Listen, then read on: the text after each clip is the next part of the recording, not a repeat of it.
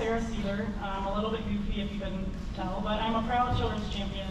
And I feel as though we are all here in this room together for the same reason. So what I want to start out by doing, and I promise I'll try not to go over 5 minutes, but everybody take a minute to look around this room, right? Just look around. If you make eye contact with somebody you don't know, make a goofy face, honk like a duck if ducks honk. I don't know what sound they make.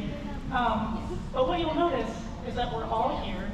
We have multiple patient champions in your families, which can we just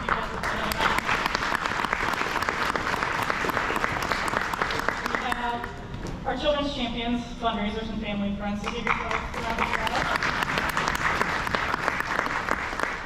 Our NCH Foundation, we have Chase. Is this Chase? I need a photo with you later, please.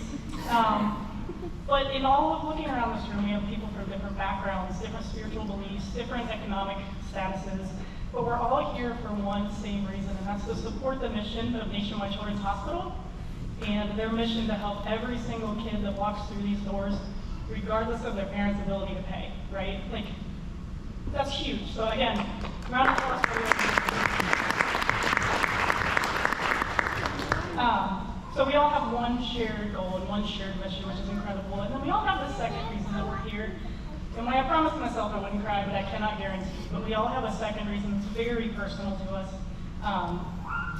and our families. So I'm here today in my 9th year as a Children's Champion fundraiser. And my goal is to continue to honor and to celebrate the legacy of my mother, Ann Seether, who was a NICU nurse before she passed away. I'm obviously very biased, so I did bring my oldest niece here who can also attest to how great she was if you have any other questions.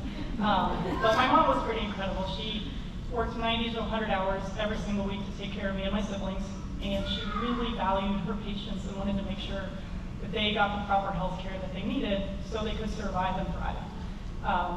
I would not be able to do it. I had the goal of actually being a NICU nurse until I realized what it entailed, and I was like, I'm going to be a runner. I'll raise money. Because it just takes a special person to be able to do something like that. So the healthcare providers, especially at this hospital, are amazing. So for me, the journey started in 2014. I signed up to be a children's champion just because the option was there, and I thought if I'm going to put myself through these miles, I might as well try to get back to my community a little bit. And it wasn't until 2015 when I decided to run the full marathon, because the half wasn't hard enough. I went full crazy. That I decided to try to double my funds raised from 2014 to 2015, and I was able to do that. And that's where I clicked. I can have this community give back while honoring the legacy of my mom, who was an amazing NICU nurse. I don't have any kids of my own, so I personally don't have any kids who have been seen at Children's. Mine go to Whole Pet Wellness in Black Lake, and if there's an emergency, my vet. But you know, I want to be able to support the community around me who needs the resources to take care of their kids. So it's really impactful for me. This year I've raised over $11,000. That's my highest year ever.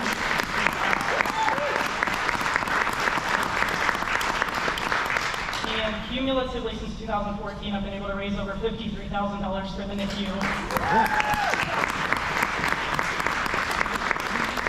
And I couldn't do it without the community around me. Some of the tools for my success that I've been able to fundraise so much is obviously Children's gives us great resources on a participant center. We have our online pages that we have, email tool. The big thing for me is personalizing your page and personalizing your message. And use the tool to email to solicit donations. Those have been really impactful for me. But the really important part is personalize it. Tell people your story. Tell people your why. You know, it's not just, hey, I want you to give me money. It's, I have a reason that we need money to support the community around us. And that's what makes people want to give more, is when you explain your why. It obviously requires sharing some vulnerability, which you can tell from my stuttering and almost crying on stage, but it's also cathartic because you get the opportunity to continue on the legacy of whoever you're speaking about, the reason that you're fundraising. So it gives them a reason to want to support you. Make your donors feel like they're part of the journey and included. And also be grateful. Have the gratitude to thank your donors. A big part that I try to do is like hand-typed or handwritten notes. Sometimes I'll mail those to donors or just different things like that have helped include the donors in the process. I've also done multiple fundraisers, so I've been successful because it's a lot of work. You know, collecting change jars. I had a friend actually who just moved to Arizona, and they said, "Do you want this jar of change?" And went and picked it up. It was $103. It's $100. Just donate it to the hospital. Is it a pain to roll it? Absolutely, but it's a fun family event. So if you have kids or nieces that you can call over and buy them pizza and say, "Let's come roll some change together," it's worth the time. I also had a yard sale. I do have to give a huge shout out to UT's Farm Market in Plain City. If you've never been there, definitely check them out. But they set up a tent and helped me raise $2,500 in one single day because we made a connection with the community and they shared their stories of why children's was important to them, and it made them give very generously that day. Email solicitation, text solicitation. But the big thing for me is living your story. So I fundraise out of kindness of a woman who literally would give anybody the shirt off her back or the socks off of her feet. I say socks off your feet just because it's a lot harder to take your shoes off, take your socks off. But literally would support anybody and anyone. So you have to live the life that you're projecting as your reason for giving. Live your story, live your truth. My company matching donations was also not a bad way to do it. So reach out to your companies and see if they have a corporate match initiative. I was able to, by going sober, saving decent amount of money. So I personally donated $2,500 this year. My company matched it.